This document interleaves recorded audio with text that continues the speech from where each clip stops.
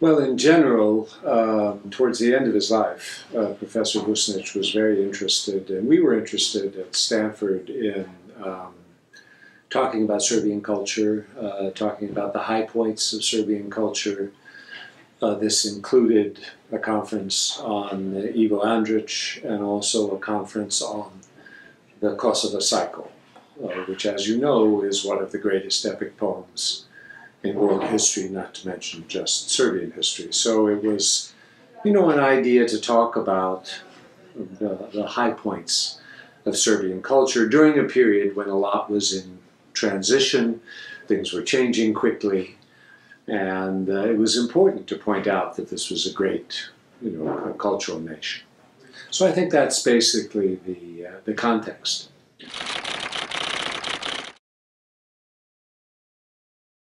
No, I think just the opposite. I think everybody knew exactly what was going on, and it was a difficult period, as you recall, not just in terms of Milosevic, but of the entire region.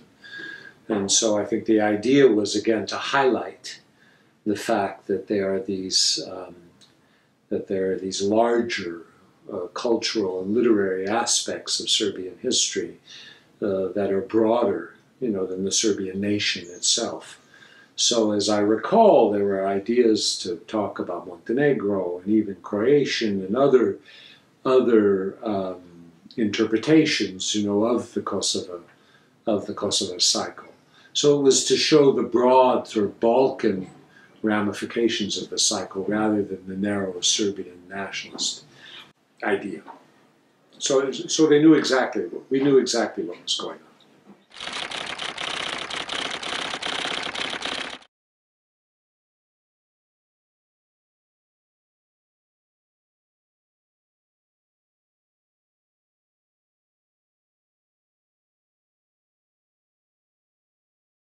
Scholars talk and say things, they write things, they're op-eds, they're discussions, and there are different points of view, and the points of view that are often accepted in the higher levels of government or among people who make decisions are those points of view that feel good to the people in office and that confirm what they already feel or sense. So you recall the Secretary of State, Warren Christopher, called the problem in the Balkans a problem from hell.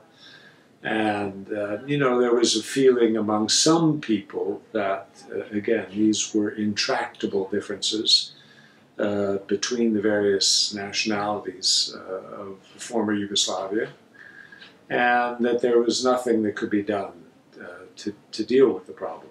There were people who wrote that as well. There was this journalist, Robert Kaplan, who wrote this very influential book, Balkan Ghosts, which basically, it wasn't a terrible book, but it did emphasize the fact that, these animosities were so deep-seated. It went all the way back to the Battle of Kosovo, and that centuries of hatred was being released in the Balkans, and therefore that intervention was useless. And the Clinton White House in particular was very like that interpretation because they didn't want to do anything.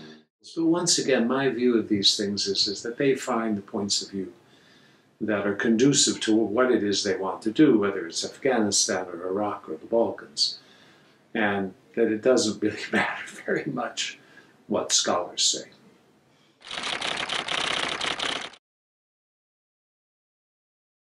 There were other issues too, interesting ones, that came sometimes from the scholarship. For example, some people, and I was one of them, I have to say, originally, who felt that intervention in the Balkans could be very bloody.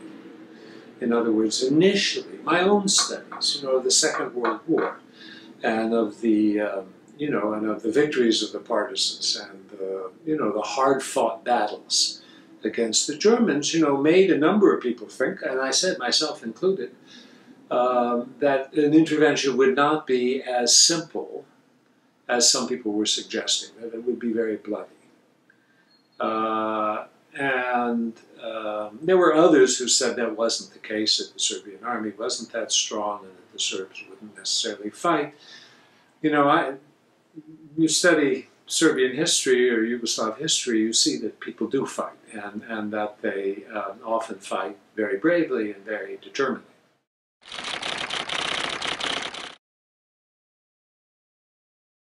First of all, the Yugoslav crisis is a long one, right? I mean, it goes from the beginning of the 90s and the war of Serbia against Croatia all the way to Kosovo. And it seems to me that Kosovo, in particular, was influential on subsequent U.S. decisions on how to intervene. I think the lesson of Kosovo was that you could intervene and win and do what you want to do. That was a lesson of Kosovo. That the international community could act on behalf of what they felt was primarily a human rights situation. I mean, there were no national interests involved in Kosovo. There was no oil, no nothing, right? I mean, it was purely meant to stop Milosevic and ethnic cleansing. That was the idea.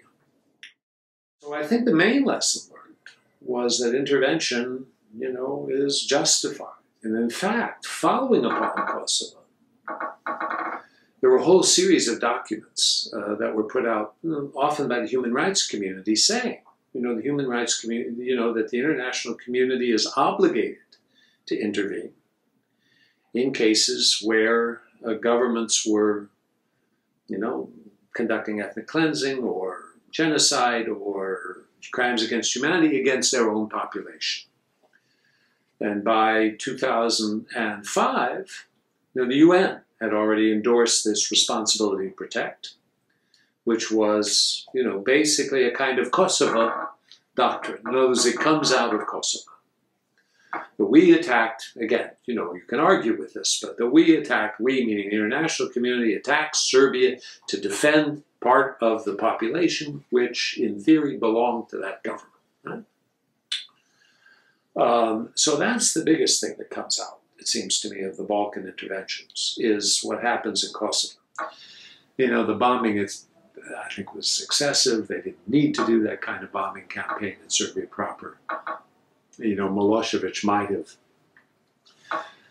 essentially given up, you know, without the bombing of Belgrade and the bridges and, you know, people like that and the collateral damage. Anyway. Bosnia was very different. In Bosnia, nobody wanted to get involved. We wanted the Europeans to do it. The Europeans couldn't agree among themselves what to do. You know, finally, only after Srebrenica, you know, which, as you will recall, you know, Madeleine Albright goes to the UN and waves these pictures of mass graves in front of the, you know, the UN, and then the Clinton White House is badly embarrassed by the fact that they'd been dealing with Milosevic all along and kept believing his promises to cease and desist. My interpretation is that the Clinton White House was so embarrassed, you know, so humiliated in some ways, that it had no other choice but then to act. So in that case, that's a kind of negative lesson, a negative lesson of waiting too long. So Bosnia is sometimes used as an example of waiting too long to act.